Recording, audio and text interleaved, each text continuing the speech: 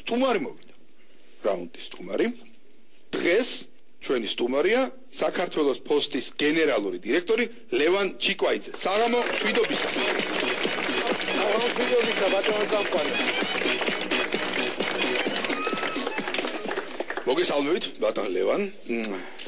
დღეს უკვე მეორედ გვეწვიეთ ამჯერად უკვე როგორც სტუმარი, რაუნდის სტუმარი.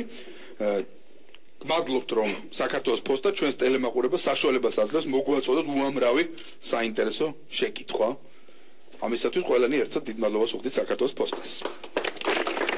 საღამო შვიდობის ბატონო წამყვანი, უღრმესი მადლობა მოწვევისთვის. გვირდებით რომ ყველა წერილი, რომელიც ყველა შეკითხვა, რომელიც მაყურებლის მიერ იქნება გამოგზავნილი, არ დავკარგავთ და უკლებლივ მოვიტანთ, განსაკუთრებულ შემთხვევებში თუ ძალიან რთული კითხვა არ იქნება. გმადლობ კიდევ ერთხელ მოწვევისთვის, გულშემატკივრობ არაჩვეულებრივი შემადგენლობაა დღევანდელი გუნდის და მაშინ გითხრათ რა მოუმზადეთ აი ამ არაჩვეულებრივ შემადგენლობას? მეც მოუმზადე კითხვა, ამჯერად ჩემი პირადად მოვიტანე კითხვა და კითხვა მოვიტანე პასუხთან ერთად, რომელიც შავყუთშია მოთავსებული. ყურადღება შავი ყუთი.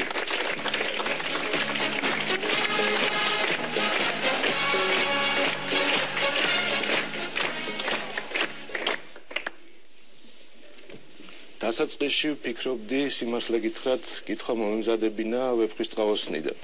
როგორც ვატყობ, პოპულარული თემაა ეს თქვენთან, თუმცა შემდეგში ვიწრო პროფესიულს ვამჯობინე უფრო ყველასთვის ცნობილი სფეროდან მომეწოდებინა შეკითხვა და ეს არის პოსტის ისტორია. ყველასთვის ცნობილი თემა. ყველასთვის ცნობილი თემაა, დიახ. ისმენ ბატონო. ეხლა ინატრა რატის უბრალოდ ვეფხვის ტყავოსანზე. ბატონებო, ქალბატონოანი. იცით თუ არა, თქვენ ვინ იყვნენ ტაბელარიუსები? ტაბელარიუსები ცხოვრობდნენ დიდი ხნის წინ ძველ რომში, მუშაობდნენ იმპერატორის შიკრიკებად.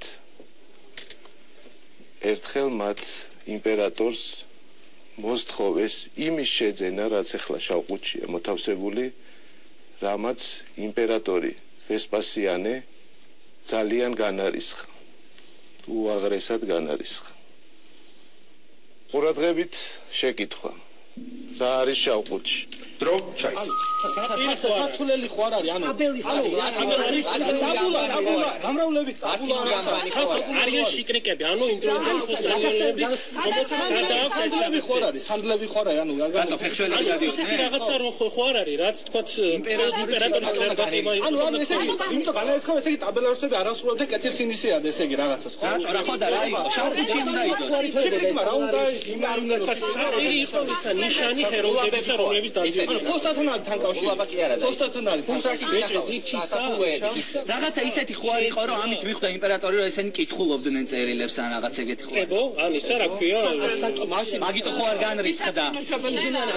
რატომ და განრისხებულიყო?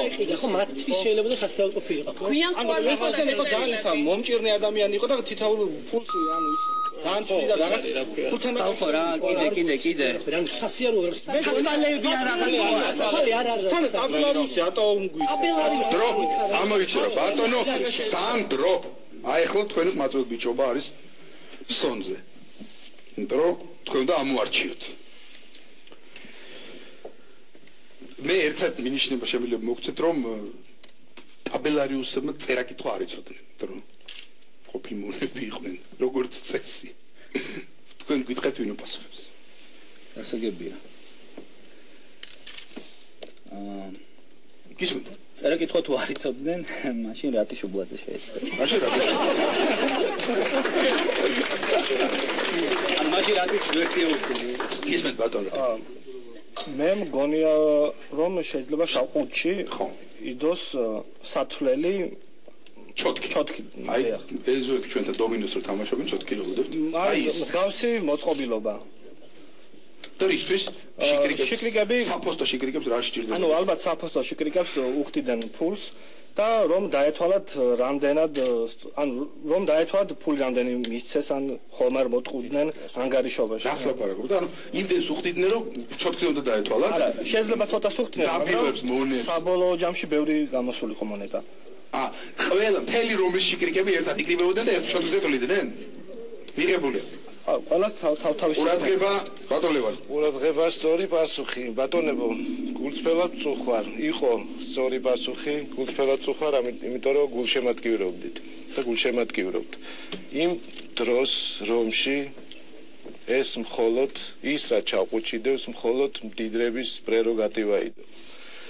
შავყუთში მოთავსებულია ფეხსაცმელი.